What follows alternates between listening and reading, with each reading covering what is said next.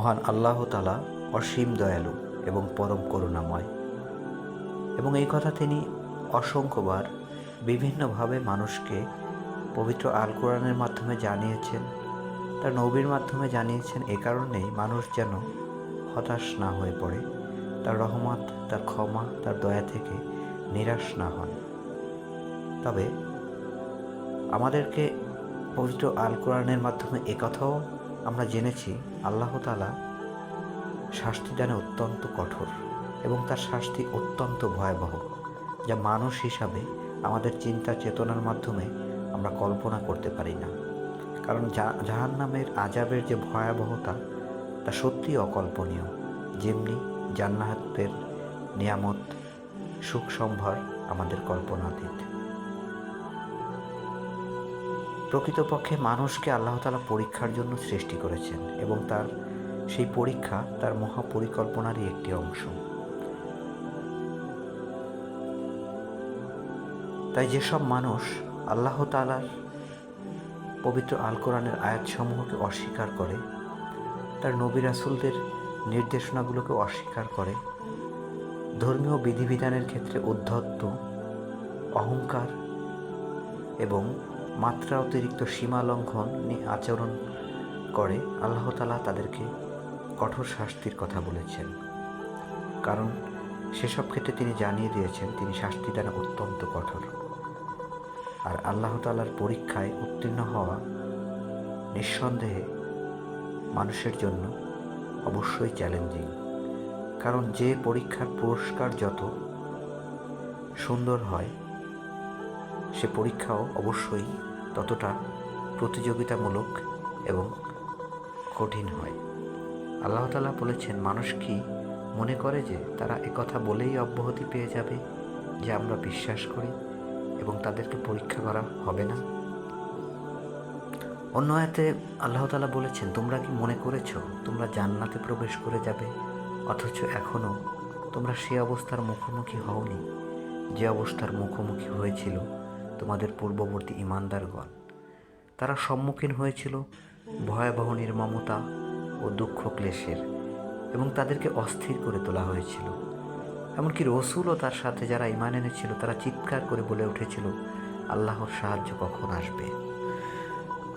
ধৈর্যকে আল্লাহ তাআলা ইবাদতের চরম একটি স্তর হিসাবে বর্ণনা করেছেন।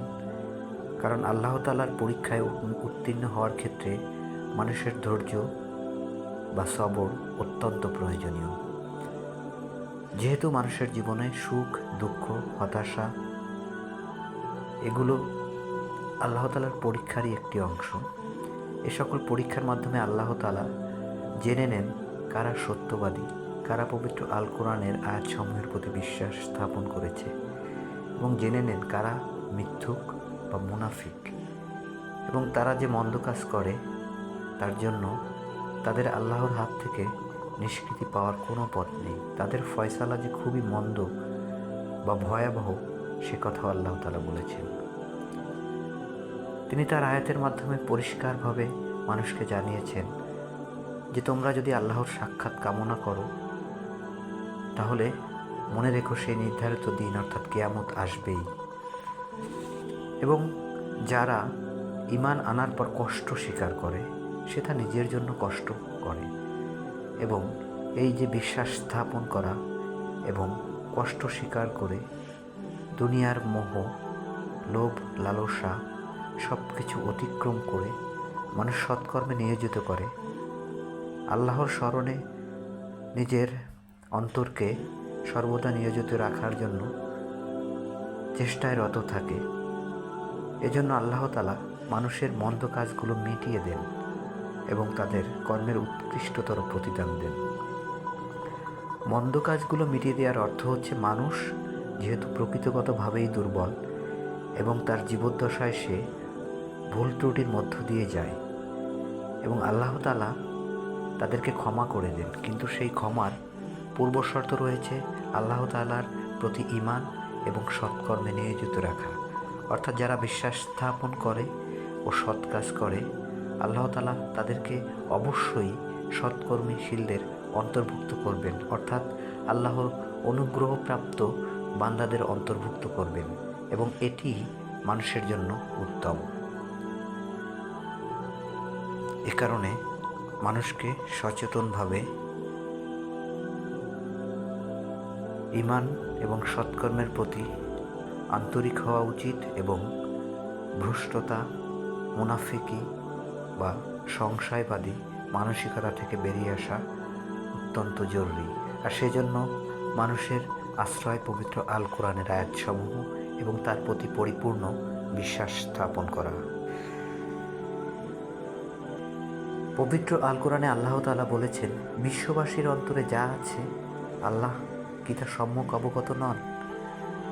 আল্লাহ অবশ্যই জেনে নেবেন যারা বিশ্বাস স্থাপন করেছে এবং নিশ্চয়ই জেনে নেবেন যারা মুনাফিক। প্রকৃতপক্ষে মানুষ যখন সীমা লঙ্ঘন করে, মুনাফিকি আচরণ করে, তারা মূলত নিজের সাথেই জুলুম করে। কারণ আল্লাহ তাআলাকে ফাঁকি দেওয়ার ক্ষমতা কোনো মানুষ বা কোনো জীবের নেই। মানুষের অন্তরের মধ্যে সবচেয়ে গোপনীয় যা কিছু আছে তাও তিনি জানেন। আর তাই আল্লাহ তাআলার প্রতি ঈমান এবং তার ইবাদত তার পক্ষেই করা সম্ভব যে আন্তরিকভাবে ঈমান এনেছে। এ কারণে আল্লাহ তাআলা বলেছেন, তোমরা আল্লাহর কাছে রিজিক তালাশ করো, তার ইবাদত করো এবং তার কৃতজ্ঞতা প্রকাশ করো, তার কাছে তোমাদেরকে প্রত্যাবর্তিত হতে হবে। তিনি আরও বলেছেন, তোমরা কি আল্লাহর কর্ম সম্পর্কে জানো না? তিনি কিভাবে সৃষ্টিকর্ম শুরু করেছেন, অথবা তিনি পুনরায় আবার সৃষ্টি করবেন। এটা আল্লাহর জন্য খুবই সহজ। তিনি যাকে ইচ্ছা শাস্তি দেন এবং যার প্রতি ইচ্ছা রহম করেন, এবং আল্লাহ ব্যতীত মানুষের জন্য কোনো হিতাকাঙ্ক্ষী নেই, কোনো সাহায্যকারীও নেই। আর যারা আল্লাহর আয়াতসমূহ ও তার সাক্ষাৎ অস্বীকার করে, তারাই মূলত আল্লাহর রহমত হতে নিরাশ হয় এবং এজন্য তাদের রয়েছে যন্ত্রণাদায়ক শাস্তি। অর্থাৎ আল্লাহ তাআলা আমাদের প্রতিটি মুহূর্তেরই সম্যক দ্রষ্টা, আমাদের অন্তরের প্রতিটি ভাবনারই সম্যক দ্রষ্টা তিনি। অর্থাৎ আমরা যদি অন্তরে অবিশ্বাস পোষণ করি কিন্তু মুখে ঈমানের কথা বলি, তাহলে আল্লাহ তাআলার কাছে আমরা অবশ্যই ধরা পড়ে যাব।